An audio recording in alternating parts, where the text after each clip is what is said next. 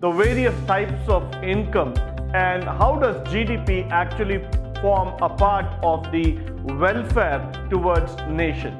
The real GDP versus nominal GDP.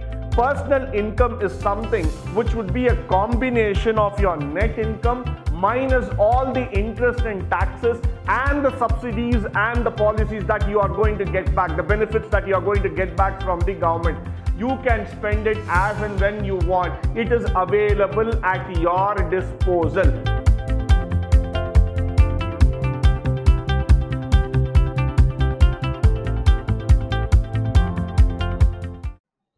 Good morning and welcome to the next session, session 4 on National Income Accounting, Chapter 8. This session is going to be very interesting. Why? Because we are going to understand the various types of income and how does GDP actually form a part of the welfare towards nation. So let us have a quick look into what are the topics that we are going to look in today moving forward. So we are going to talk about personal income, personal disposable income, private income, some of the basic national income aggregates, the real GDP versus nominal GDP, and of course a very important topic called as the Consumer Price Index. And on a concluding note, we shall be also looking into the GDP and its welfare towards the community, society, and for the country. So just moving forward with what is personal income. Now, personal income is defined as net income minus undistributed profits minus net interest payments made by household minus the corporate tax plus transfer payments to the household from the government and the firms. Now, the formula looks quite complicated or rather lengthy in nature. The reason being is that there are too many factors that needs to be calculated before we start understanding what is personal income. Now, when we talk about personal income, it is not just the money that is going to be earned, but it is going to be a factor that involves different parameters altogether before you start realizing income in your hands. So let's have a quick look into it.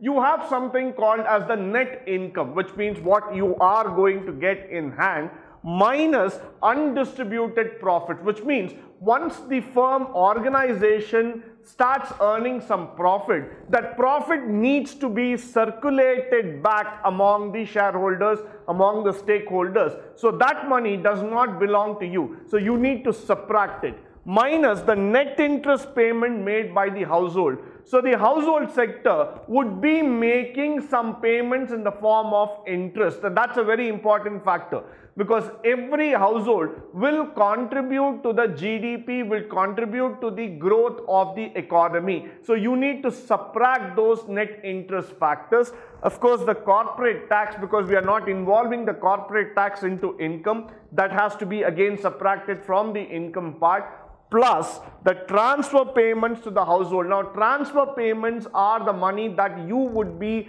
giving it out in the form of the government and the other firms altogether. So those are all the payments that you would be getting it back because these are all being transferred from the government, from the organization to you. So that means personal income is something which would be a combination of your net income minus all the interest and taxes and the subsidies and the policies that you are going to get back, the benefits that you are going to get back from the government.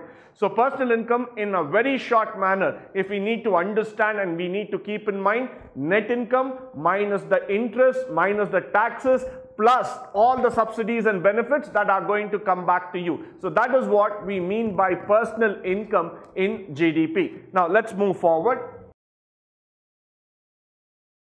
Personal disposable income. So what is the difference between personal income and personal disposable income? Aren't they the same? If you look economically onto this particular question, they are not exactly the same. Personal income means it is the income that is being earned by you.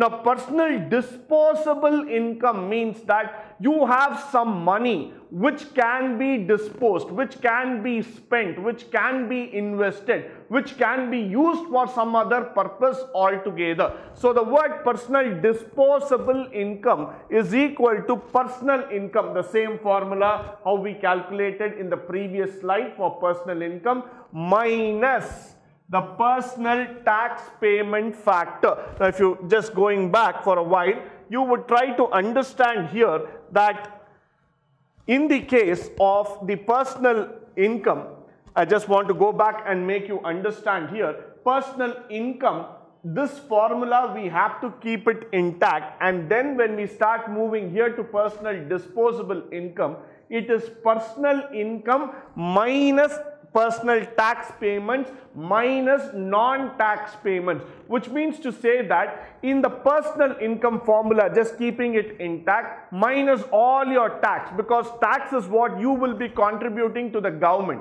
minus non-tax payment. Those are all the beneficiaries which you might be paying, let's say insurance or some health cover, or you are paying it for your vehicle or any other purposes. All those factors, when you subtract it, you will be left with an amount which you would call it as personal disposable income. Now, the word personal disposable income means that you are in a position to spend that money. You can spend it as and when you want. It is available at your disposal. So you don't have to worry much about the personal disposable part. This is one of the most important criteria in the national income accounting. Now, moving forward. The private income. What is the private income? I have seen personal income, I have seen disposable income. Now, what is this private income all about? Factor income from net domestic product accruing to the private sector, which means what we have been receiving from the private sector. The national debt interest that has been accumulated again. Net factor income from abroad. We had spoken about this in the previous class, why net factor income from abroad matters a lot to the GDP. The current transfers from the government. So you are getting some money that has been transferred from the various policies and benefits into the government sector, into the private sector altogether, and the other transfers made from the rest of the world. Now, that is very, very important. Now, when you get donations, when you get funds from IMF, from WHO, from World Bank, or from Asian Development Bank, all these kind of funds that are being transferred from the other governments to our country, to the private sector firms, then we call it as the private income. So in private income, we are taking all the factor income from the net domestic product that has been accrued over a period of time by production, plus the interest that has been accrued, and the net factor income from abroad, which means to say that that is also a part of the income that's going to add up to your GDP, because you see that there are a lot of Indians staying abroad who will be contributing for our Indian economy. So all the euros, dollars, yens, whatever foreign currency that flows into the Indian economy, that also needs to be added up. Current transfers from the government. If there are any current beneficial factors, the government is transferring some fund from some yojanas, from some schemes altogether, that also forms a part of your private income. And all the money that comes from international organizations, financial institutions, all those factors will become a part of your private income. So on the long run, if you start trying to understand private income, it is a collection of different types of income accrued in the long run, accumulated in the long run, which will contribute to your overall growth altogether. So that is what we call it as the private income factor. Now, moving forward. What are the basic national income aggregates? Now, when I say this word basic national income aggregates, they are primarily some of the common methods that are being used to calculate the GDP. Now, if you look at the first example itself, GDP, how do you calculate? In a very simple manner, consumption plus investment plus government plus exports minus imports. So that's what C plus I plus G plus X minus M would tell us.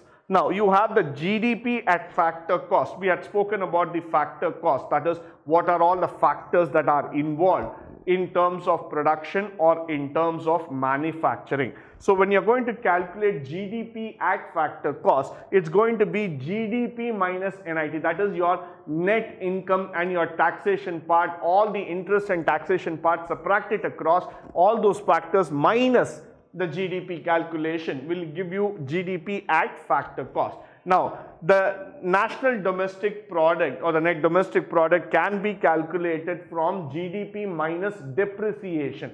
We had also spoken about this depreciation part in the previous chapter, where we were trying to make understand on the factor that every single asset will go through depreciation, will not continue to trend being on the same value, on the same line for years to come. So when we start calculating the net effect, definitely depreciation will be one factor that you need to subtract from the original GDP value. Then you will come to know what is the real value of the asset as on date, as on the current factor altogether. So these basic national income aggregates, as you start seeing, they are all the factors through which the methods of calculating national income is being projected. Many a times we as an Indian economist, what we try to do or what we try to understand is that we are very much happy with the first level calculation, that is GDP. But then if you want to calculate GDP at different angles, then you need to start looking at the factor cost, at the real cost, then at the net domestic product. So all those things will be able to tell you the variations in GDP at different levels, at different angles put together. Moving forward. Real GDP versus nominal GDP. Are there two types of GDP for a country? The answer is yes and no. Why? Because if you start trying to understand GDP, there are different methods in which it can be projected. But then the one single answer that you get for GDP is it is gross domestic product only. We are interested only on the final value. But from an economic standpoint, we need to understand the difference between real GDP and nominal GDP. Now, what is a real GDP? It is calculated in a way such that goods and services are evaluated at some constant set of prices. So, which means to say that at some constant value, we are going to evaluate the GDP. Now, if you look here, the real GDP is such a calculation there where we keep a benchmark. So here we have a benchmark altogether. We go with that benchmark. We say that based on the benchmark, we will be able to calculate the price of goods, the evaluation of goods and services. So I'm going to keep the real GDP based on the country standards, on the estimates that differ from country to country. So where I would start finding out that this is the real GDP at which we are going to calculate. Now, on the other hand, nominal GDP is just the prevailing current prices on which. So, what I am trying to do here is that I am just going to see what is the current market price. Based on that, I will just predict the nominal GDP. So, when I use the word nominal itself, that means it's as on trend, as on date, whatever is the prevailing price in the market, based on that I am just going to go and predict my GDP value. Now the real GDP is more from a calculation perspective, which is being used by the Planning Commission, by the institution, Ministry of Finance and higher government authorities, who try to calculate, who try to benchmark themselves by other nations and try to find out the real estimate. Now a nominal GDP is for us because what we try to understand through news or through any other information, we just want to get the statistical value, a figure, a numerical value that tells what is the prevailing GDP, what is the growth rate of the country. So 90% of the time we are more concentrated with the nominal GDP rather than going and calculating the real GDP factor. Moving forward.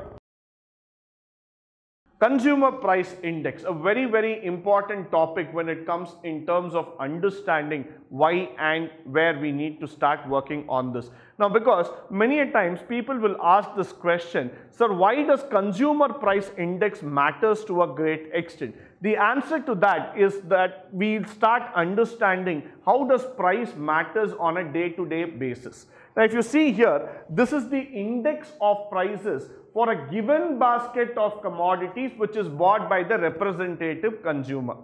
Now, if you look at any consumer, they have a set of products and budget in their mind. So, whatever they do, they will try to stick to the budget, they will try to stick to that particular value and keep buying. So, when the consumer price index starts going up, now that will start talking about your consumption level, that will also talk about the levels of spending altogether. So, when the consumer price index starts moving, that starts telling to the nation that the consumer has started spending more and more for the same basic needs and wants. So, this is a very, very important factor. Why? Because when the consumer price index is going up and the affordability is going up, that's also an indication for us at a national level, at a macroeconomic level, that the income is also going up. So, consumer price index will also be expressed only in terms of percentage. So, when they say 4% increase, 5% increase, 1% increase, it's a percentage calculation. So, it is not an actual value or a number that can be written there, but it's just a percentage calculation which says that the index number, the prices of the certain goods and services are being going up or going down based on the market situation. Now, moving forward, GDP and its welfare. Now, why are we going to talk about it and what is the importance of GDP and welfare? Now, GDP as a topic has been one of the favorites for all the economists in the world. They have tried to interpret it in their own manner, they have tried to understand it in their own manner, and they have come up with various calculations and methods. So, is GDP a one-stop solution for every country to measure its welfare index? Can GDP predict all the values necessary for the citizen? Using GDP, can you benchmark a nation? All these questions arise from the macroeconomic standpoint.